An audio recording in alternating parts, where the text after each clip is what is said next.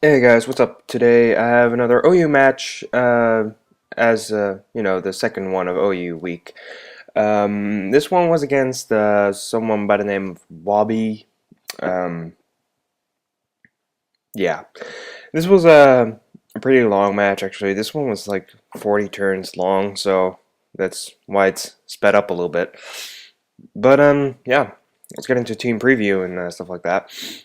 On his team, dangers are, well, everything except for Scissor and Mammoth Swine, basically. The rest I think I can deal with, kind of. But I'm going to start off with Salami, the Salamans, as he starts off with his Hydreigon. This is another Salaman set from the one I used yesterday. I have multiple of the same kind with that.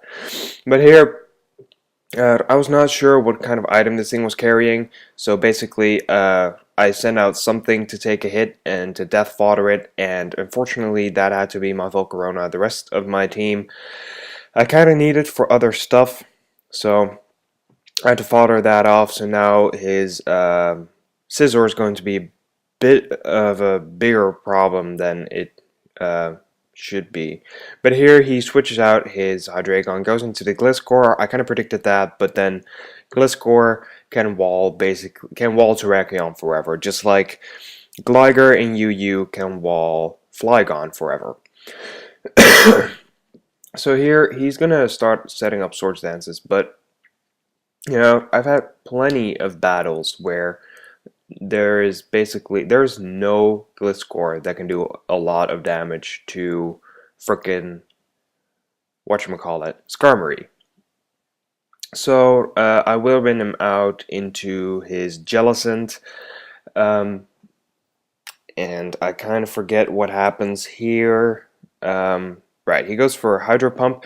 I think, yeah, I went for Whirlwind again. That was not a good play, to be honest. I should have just set up more spikes because things like this Heatran, after its air balloon is gone, of course, and Scizor, Mamoswine, everything would take a lot of damage from spikes, which is obviously very preferable.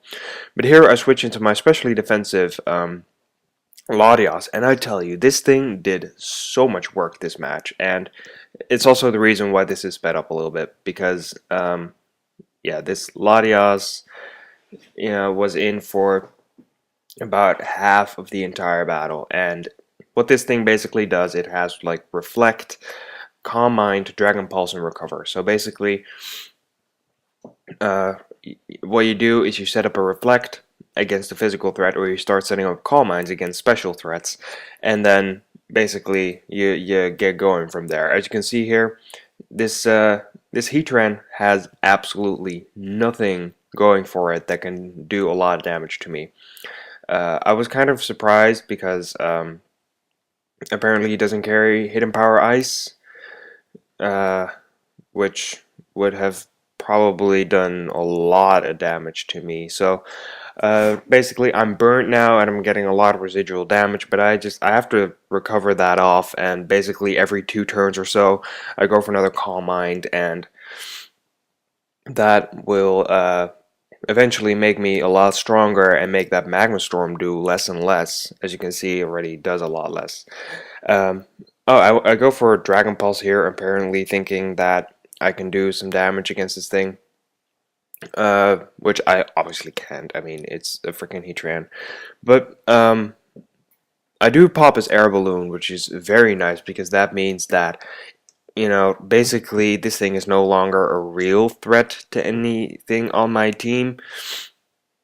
As here, apparently, it appeared to be a smart play to go into Hydreigon, which it obviously isn't, because I think I'm a +2 now. I'm a +2 specially defensive Latias, and this appears to be a choice Scarfed Hydreigon. Otherwise, I'm pretty sure that would have done a little bit more.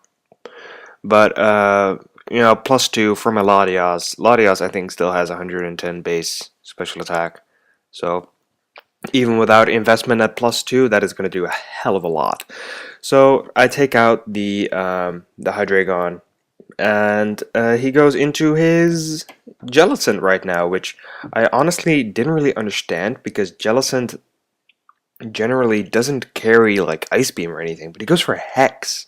And I had to look this up because I've never seen Hex before. I've used it in like the campaign game, if you would call it that in Pokemon, just EV training and shit. I think like Litwick gets Hex or something, but he keeps going for Hex, and apparently that does more damage if I'm statused. So yeah, that is why it's doing so much, even at +2. So here I go for Recover, and I'm gonna have to, find little gaps where I can set up more Calm Minds, because I, for one, need this Hex to do less, and for two, I want to kill off this goddamn Jellicent, because if Jellicent is the best thing he's got to counter me, um, then obviously this is going to be a very, very quick match.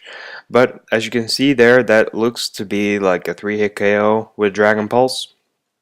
So I think I wanted to set up another one to make it a 2-hit KO after a few leftovers.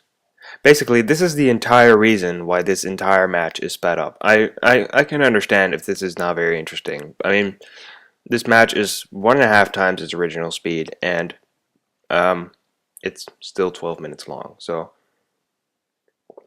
I just had to take a little sip of my drink there. So yeah, a lot of stuff is going on. I'm getting a lot of residual damage from burn and stuff like that, but really, burn is the one kind of hacks that I don't really mind. I mean, being paralyzed is very bad for this thing, because if something comes in that can do a KO it and I get paralyzed, and that is bad. And on the other hand, being toxic will really shorten my survivability quite a lot. So as you can see, this Hex is doing less and less and less, and I was wondering how much PP that move has, because he's not running out apparently, and I'm switching up moves like a motherfucker. Like, I use Dragon Pulse and Recover and Calm Mind and everything. I haven't used Reflect though, which, for some reason he thought it to be a good idea to tackle a specially defensive wall with special attackers. As obviously, he should probably have gone out into Scissor and U-turned, which would have probably killed me. Or gone into Mamoswine and Icicle Crash if he's Choice Banded. He probably is Choice Banded though. He should have gone for Icicle Crash, because that hit anything on my team pretty hard, and it would definitely KO my Latias. I think even Choice Banded Ice Shard would kill me from this range, but here I go for a Dragon Pulse, get a critical hit. Doesn't really matter, would just speed up the process a little bit, because eventually I would come out on top anyways. I was pretty goddamn sure of that. Here he goes out, finally goes out into that Scissor, which he should have done quite some time ago. And I get off a Dragon Pulse as he goes for X Scissor. Personally, I would have gone for U-turn, because right now I can switch something in to pretty much wreck this thing. Like, for example, Bulldozer the Terrakion. Go for close combat, pretty much takes this thing down. Now, a good play. This is definitely a good play. Anytime you're in against the Terrakion, bringing your Gliscor, really, that is kind of like the rule of thumb there. Earthquake, I don't know why I went for that, because I still do have Skarmory. So, oh, I went for Reflect at some point because it just wore off. Either way, I start setting up more spikes because I wanted more residual damage on, well, definitely the Heatran and the Mamoswine. So this is my third layer, I think, as he is now at plus something with this thing. I think +2 or +4. +2 because otherwise that would definitely have killed me. Here I just go for Brave Bird, it doesn't really matter. I got a critical hit, which, well, looking from that damage probably didn't matter. He has poison heals, so basically he just recovered off that crit entirely. Here I go out into Patrick, the Starmie, go for, I think, yeah, I just go for Ice Beam. I should have just gone for Hydro Pump because it would have hit the Gliscor hard, and it would have hit this hard. As well as I think he has Mamoswine left on the side. So anything would have been hit hard by Hydro Pump. I should have probably done that. He goes for Sunny Day here. I don't completely understand why, but it's fine. I go for Earthquake. Good play going into Gliscor on that. Really, that was...